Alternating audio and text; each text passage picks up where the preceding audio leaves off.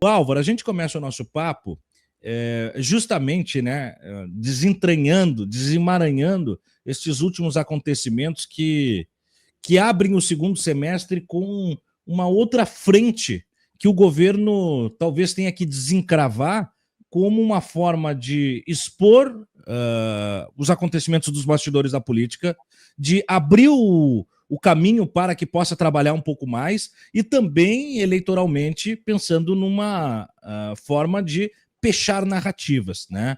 Um Congresso que atende o interesse das elites, um Congresso que não esconde isso nos jantares de 17 milhões, de uísque tomado no gargalo e que vota confortavelmente para interesses de diminutos grupos, ficou exposto por uma campanha de IA, por uma campanha que se dilatou nas redes aí, fazendo a liderança do Congresso pedir refresco. Alcolumbre pedindo para ir para a reunião, o Hugo Mota falando macio ontem no Jornal Nacional. Para a gente chegar na coisa do fascismo.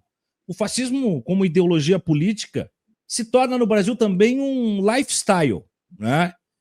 E ele tem muitas camadas. O que há de casamento nesse tipo de relação que eu trago aqui dos últimos acontecimentos da política, que colocam a dormir na mesma cama o neoliberalismo e o fascismo como lógica dessa elite política, Álvaro? A pergunta, digamos, é a pergunta de milhões, certo? No sentido de que temos um enigma ali para resolver.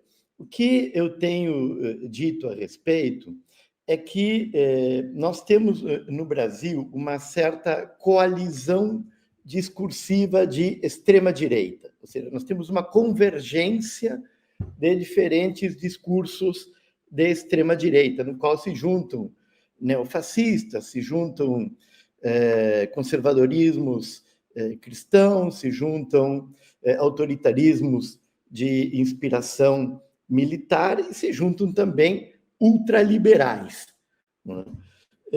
Eles têm características diferentes, cada um destes diferentes discursos, mas, ao mesmo tempo, eles têm algumas zonas de sobreposição, algumas ideias chaves, algumas características que permitem reconhecer estes diferentes discursos dentro de uma família de extrema direita.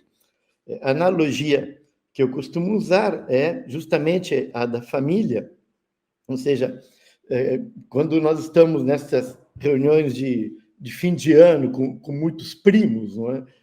Se olha as pessoas e se vê semelhanças. Elas não são idênticas entre si, mas elas têm traços comuns que permitem você reconhecer quem é da família. Não é? Estes diferentes discursos é a mesma coisa. Você reconhece certas características que permitem identificar uma família de extrema-direita. A meu ver, que esta família de extrema-direita pode receber no nosso país um nome, né? Assim como existem as diferentes famílias com diferentes sobrenomes, o nome desta família de extrema-direita é bolsonarismo. É isto que, digamos, reúne, é onde se reúnem, né, todos estes diferentes discursos com as suas diferentes características. Bem, digamos que isto é a posição mais extrema, não é? No âmbito da política. Mas, como aconteceu nos episódios de fascismo histórico, não é? Estas posições extremas, elas têm relações de colaboração, acomodação, conveniência com franjas, com setores políticos que não podem ser identificados como extrema-direita, mas que partilham, muitas vezes, interesses comuns, ou têm inimigos comuns, ou têm um propósito comum, ou têm algumas ideias afins, não é?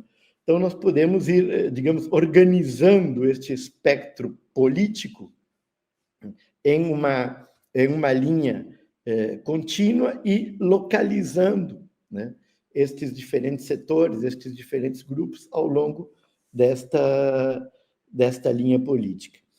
Eu acho que para entendermos a política brasileira hoje, nós precisamos entender melhor justamente essa extrema-direita e esses diferentes discursos que convergem para esta posição. E aí, Álvaro, esses diferentes discursos, se nós criarmos uma síntese, são fascistas. Mas, como você disse, tem diferentes visões, diferentes ações dentro disso. Como fazer com que as pessoas entendam que o fascista... Como popularizar a ideia de que o fascista não é necessariamente a lógica fascista de um Mussolini, que não é o nazifascismo hitlerista? Como eu costumo dizer, o cara não precisa ter o bigodinho, fazer a saudação, não precisa ter uma suástica para ser um nazista, assim como para ser um fascista ele não precisa encampar um discurso que dê tônus para uma ideia que é recrudescida do nazismo. Ele está compartimentado, como também está evoluído para o nosso tempo. Como fazer isso se tornar algo acessível e assimilável pela população, Álvaro? Olha, eu tenho preferido, justamente para evitar confusão, não é? Utilizar a ideia de extrema-direita, né? Porque aí você identifica mais coisas ali e, ao mesmo tempo, permite identificar os setores que são os mais extremos deste processo todo, não é? E para estes que são os setores os mais extremos, os quais reúnem certas características, eu reservo a palavra de fascismo. O que eu poderia te dizer, Tiago, é que esta extrema-direita, que eu disse que aí é um apanhado, uma reunião, uma coalizão de discursos, ela pode ter muitas caras. E eu acho que uma parte da confusão, né, no debate público nasce justamente destas muitas caras que esta extrema-direita pode ter. Mas ela, como eu disse, também partilha algumas características em comum. Ela tende a ser antidemocrática, ela tende a ser anti-igualitarista, ela tende a ser autoritária, não é?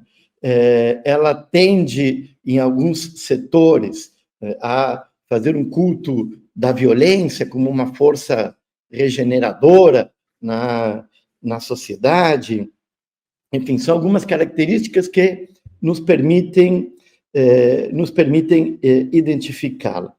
E, como eu dizia, ao mesmo tempo, né, dentro disso, você encontra esses setores para os quais, aí sim, eu uso realmente a palavra fascista, neofascista, nazista, neonazista, que são, a meu ver, setores com os quais nós precisamos ter uma atenção muito grande. Na maioria dos casos, eles operam na margem do sistema político, né? Mas, às vezes, nós encontramos eles também no Congresso Nacional, nos partidos políticos legalizados, participando de eleições, lançando candidatos e assim por diante. Então, acompanhar, não é, estes diferentes setores, estas diferentes franjas e procurar entender estes discursos, como eu dizia, é de grande importância para nós justamente compreendermos o que está acontecendo no âmbito da política. Mas você tem razão num ponto que eu acho importante. Uma das características do neofascismo, ou mesmo do pós-fascismo, nestes movimentos que, tendo nascido no âmbito do neofascismo, agora se dizem defensores ou da Constituição ou da democracia, mas mantém em grande medida, o seu programa geral.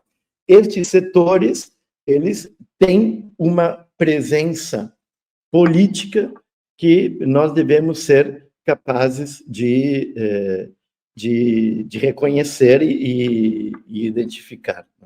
Você estava falando do caso do Brasil. Eu aqui estou agora na Itália trabalhando durante este ano, depois retorno para o Brasil. Aqui o governo de Giorgia Meloni é claramente um governo que podemos identificar justamente como um governo pós-fascista, o Partido Fratelli d'Italia como um partido de tipo pós-fascista que chega ao poder.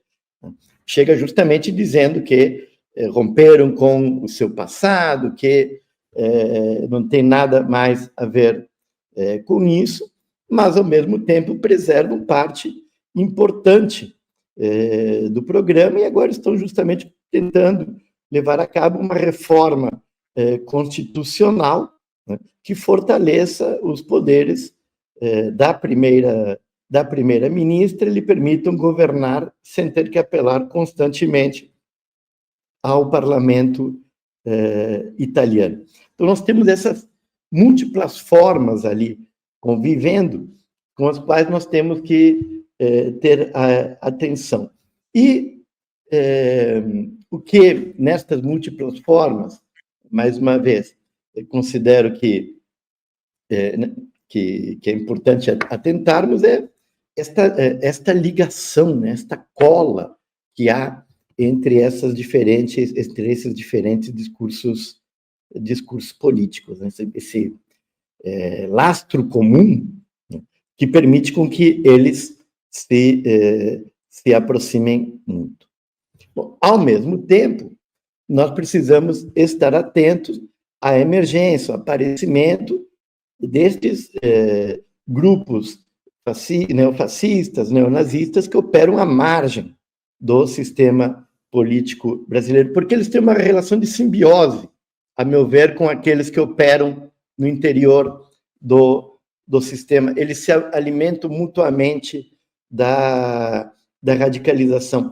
Lembremos, por exemplo, a série de atentados às escolas que nós tivemos